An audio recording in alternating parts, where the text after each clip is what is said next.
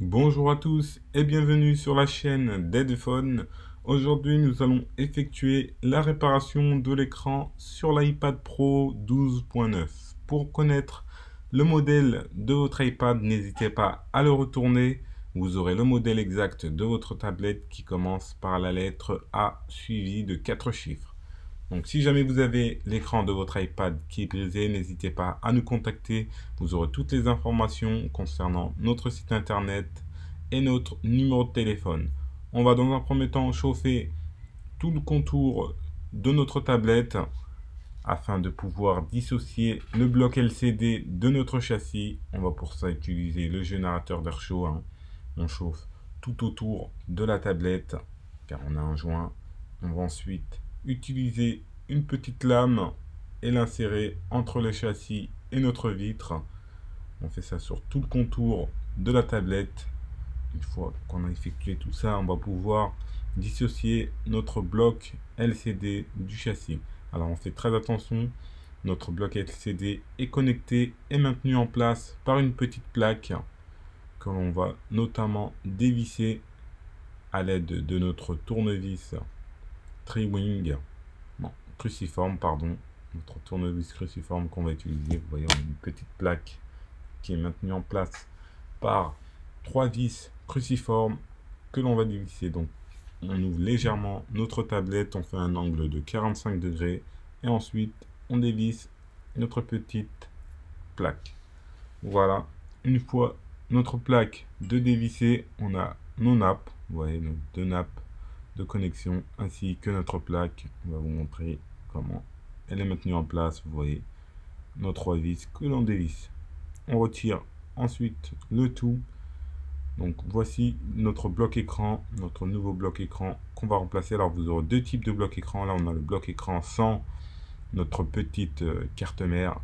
Donc ce qu'on va faire, c'est qu'on va dessouder la carte mère de l'ancien écran et la ressouder directement sur le nouvel écran. Donc si jamais vous n'avez pas de compétences en micro-soudure, commandez directement le bloc écran avec la nappe directement dessoudée dessus.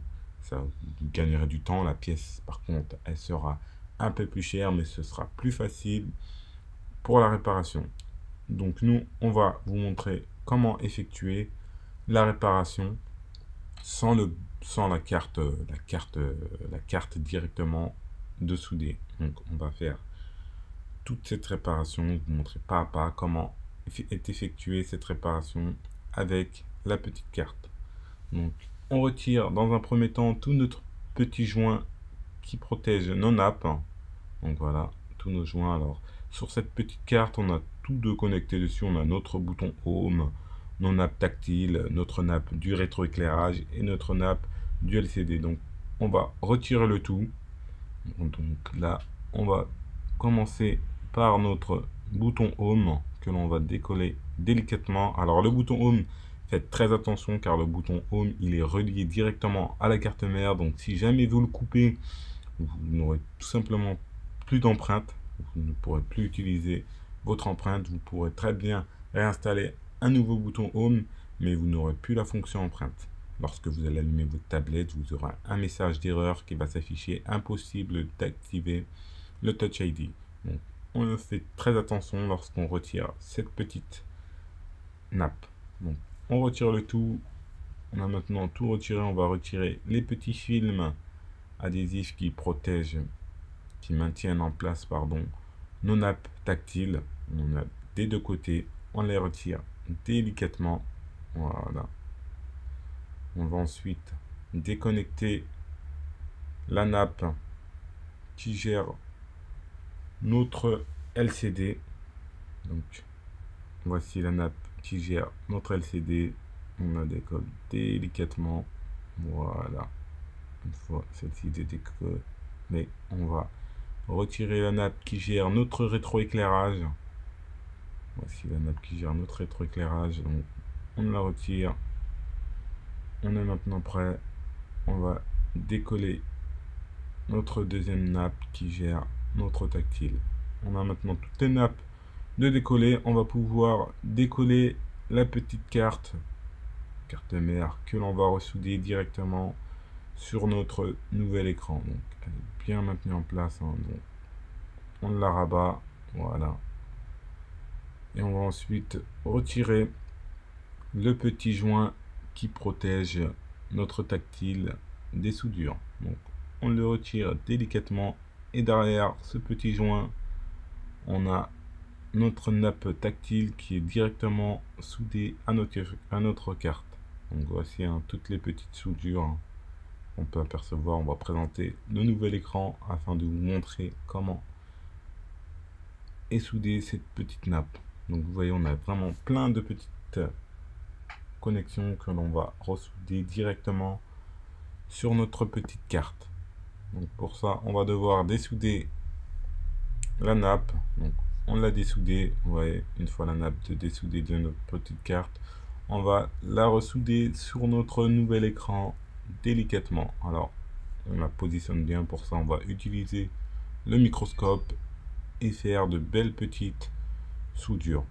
Une fois le tout de ressoudé, on va pouvoir tout remettre dans les bonnes configurations. Donc, on remet en place notre joint. Voilà, notre petit adhésif qui va maintenir notre petite carte en place directement à l'arrière de notre LCD. On retire les fils de protection, on rabat la petite carte, on se calibre bien, on applique une légère pression afin de pouvoir maintenir notre carte en place. On va pouvoir reconnecter la nappe de notre LCD ainsi que la nappe de notre rétroéclairage. On retire tous les films de protection. Voilà, on se met bien en place. On les retire et on insère notre petite nappe directement. On reclipse le tout. Voilà, on fait des belles petites courbures hein. Délicatement. Tout est prêt. On met en place nos petits joints et on va pouvoir réinstaller notre bouton Home. Donc on récupère notre petite cale en plastique. On met en place ensuite notre bouton Home. On le calibre bien. On fait attention à ne pas le couper. On insère dans sa petite connectique et on recolle le tout délicatement. On va ensuite installer la petite plaque qui permet de faire clic sur le bouton. On va appliquer un tout petit peu de colle.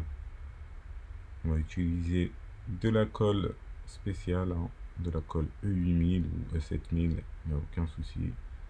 Ensuite, on se calibre bien. On la met dans le bon emplacement et on rabat ensuite notre petite masse. La petite mousse qu'on applique également. Et voilà, le bouton est maintenant prêt. On va ensuite installer notre petit support qui permet de calibrer notre petite caméra. Donc on le récupère sur notre ancien écran. On le colle délicatement. Voilà, on va ensuite appliquer un peu de colle sur tout le contour.